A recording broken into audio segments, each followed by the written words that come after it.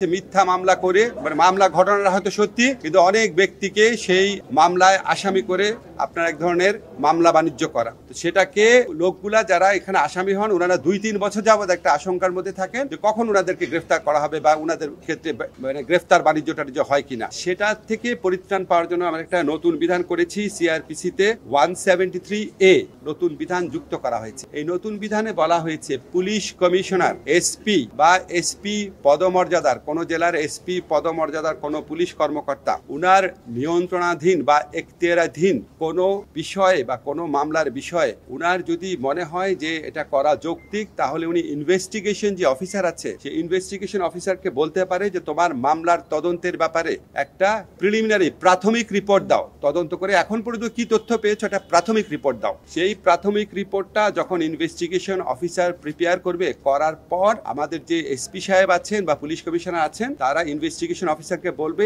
এই প্রাথমিক রিপোর্ট বা প্রিলিমিনারি রিপোর্টটা ইনভেস্টিগেশন রিপোর্ট এটা ম্যাজিস্ট্রেটের কাছে জমা দাও। ম্যাজিস্ট্রেটের কাছে জমা দেওয়ার পর ম্যাজিস্ট্রেটের কাছে যদি মনে হয় যে এই মামলার মধ্যে 100 জন লোককে আসামি করা হয়েছে, তার মধ্যে 90 জনের ব্যাপারে কোনো অভিযোগই আসলে নাই, কোনো 90 জনের বিষয়ে কোনো সাক্ষী নাই, কোনো এভিডেন্স নাই, কোনো ইনসাফিসিয়েন্ট এভিডেন্স, যা এভিডেন্স আছে সেটা ধর্তব্যের মধ্যে না, তাহলে উনি সাথে সাথে প্রি ট্রায়াল স্টেজেই ওই মামলা থেকে ওই আসামিদেরকে যাদের বিষয় বা যাদের বিরুদ্ধে কোনো সাবস্ট্যান্টিভ বা সাফিসিয়েন্ট এভিডেন্স নাই তাদেরকে ওই মামলা থেকে মুক্ত করে দিতে পারবেন। আমাদের প্রেস সচিব আপনাদেরকে বলেছেন আজকে আমাদের কাউন্সিল অফ অ্যাডভাইজারের মিটিং ছিল, সেই মিটিং এর ব্যাপারে কিছু গুরুত্বপূর্ণ সিদ্ধান্ত হয়েছে। একটা সিদ্ধান্ত উনি অলরেডি প্রেস স্টেটমেন্টের মাধ্যমে জানিয়ে দিয়েছেন, এটা হচ্ছে জুলাই গণ অভ্যুত্থানের সেলিব্রেশন সংক্রান্ত। এটা অলরেডি উনি প্রেস স্টেটমেন্ট দিয়ে জানিয়ে দিয়েছেন, এটার ব্যাপারে আমি কিছু বলছি না। আজকে আমাদের একটা খুব গুরুত্বপূর্ণ ফৌজদারি কার্যবিধির একটা সংশোধন হয়েছে। আপনারা জানেন আমাদের সরকারের আমলে কিছু জিনিস নিয়ে আমরা নিজেরাই খুব বিব্রত, আমরা এগুলো অ্যাড্রেস করার চেষ্টা করি। তার মধ্যে একটা হচ্ছে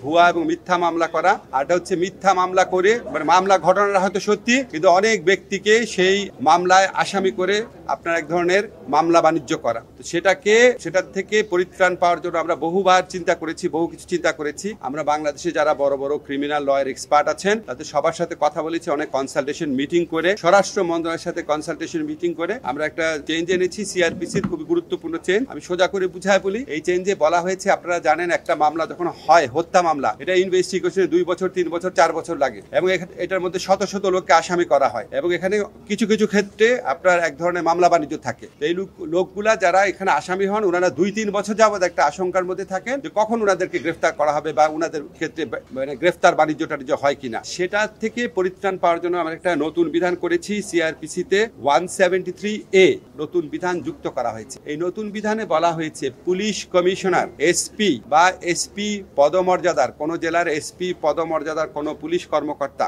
উনার নিয়ন্ত্রণাধীন বা এখতিয়ারাধীন কোন বিষয়ে বা কোন মামলার বিষয়ে উনার যদি মনে হয় যে এটা করা যৌক্তিক, তাহলে উনি ইনভেস্টিগেশন যে অফিসার আছে সেই ইনভেস্টিগেশন অফিসারকে বলতে পারে যে তোমার মামলার তদন্তের ব্যাপারে একটা প্রিলিমিনারি প্রাথমিক রিপোর্ট দাও। তদন্ত করে এখন পর্যন্ত কি তথ্য পেয়েছো একটা প্রাথমিক রিপোর্ট দাও। সেই প্রাথমিক রিপোর্টটা যখন ইনভেস্টিগেশন অফিসার প্রিপেয়ার করবে, করার পর আমাদের যে এসপি সাহেব আছেন বা পুলিশ কমিশনার আছেন তারা ইনভেস্টিগেশন অফিসারকে বলবে এই প্রাথমিক রিপোর্ট বা প্রিলিমিনারি রিপোর্টটা ইনভেস্টিগেশন রিপোর্ট এটা ম্যাজিস্ট্রেটের কাছে জমা দাও। ম্যাজিস্ট্রেটের কাছে জমা দেওয়ার পর ম্যাজিস্ট্রেটের কাছে যদি মনে হয় যে এই মামলার মধ্যে 100 জন লোককে আসামি করা হয়েছে, তার মধ্যে 90 জনের ব্যাপারে কোনো অভিযোগই আসলে নাই, কোনো 90 জনের বিষয়ে কোনো সাক্ষী নাই, কোনো এভিডেন্স নাই, কোনো ইনসাফিসিয়েন্ট এভিডেন্স, যা এভিডেন্স আছে সেটা ধর্তব্যের মধ্যে না, তাহলে উনি সাথে সাথে প্রি ট্রায়াল স্টেজেই ওই মামলা থেকে ওই আসামিদেরকে যাদের বিষয় বা যাদের বিরুদ্ধে কোনো সাবস্ট্যান্টিভ বা সাফিসিয়েন্ট এভিডেন্স নাই তাদেরকে ওই মামলা থেকে মুক্ত করে দিতে পারবেন। আমরা আশা করছি